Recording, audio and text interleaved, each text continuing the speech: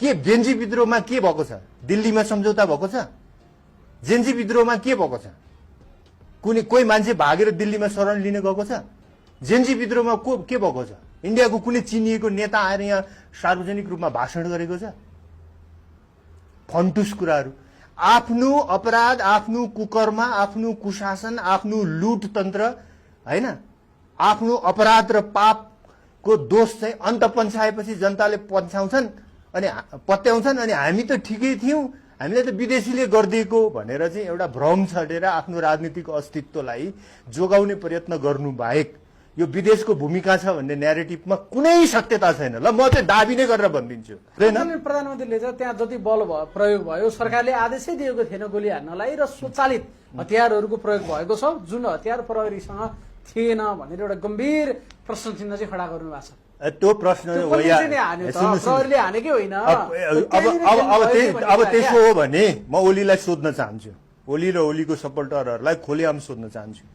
तिमी करिब 15-16 वर्षदेखि यो कति वर्षदेखि 34-36 वर्षदेखि यो देशको शासक पार्टीहरू मध्ये एउटा थियो हो? सरकार 1-1.5 वर्षदेखि कसको थियो?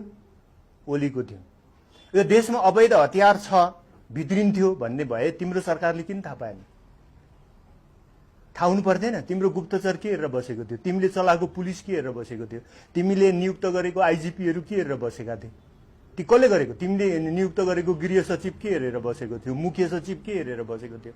त्यो पत्ता लगाउने काम कसको? तपाईँ हाम्रो मिडियाको, नागरिकको, युवा युवतीहरूको हो कि सरकारमा बसेका संयन्त्रको? एक।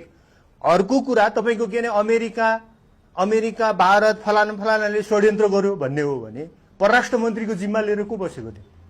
राजदूतहरू कसका कार्यकर्ता थिए? दिल्लीमा अहिले पनि कसको मान्छे राजदूत छ? अमेरिकामा अहिले कसको मान्छे राजदूत छ? बेलायतमा अहिले कसले नियुक्त गरेको मान्छे राजदूत छ?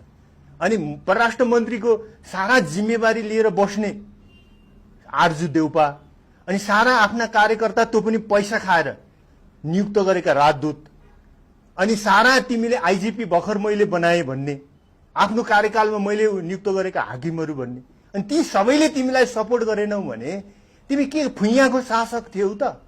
फुइयाको परराष्ट्र मन्त्री थियौ? फुइयाको प्रधानमन्त्री थियौ?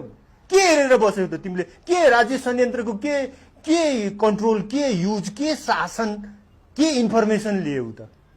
काठमाडौँको संसद भवनमा चाहिँ स्वचालित हतियारहरू आइपुग्दा त्यो कहाँबाट इम्पोर्ट भयो? कुन त्यो विमानस्थलबाट, त्रिभुवन विमानस्थलबाट आयो? रक्सोलबाट आयो?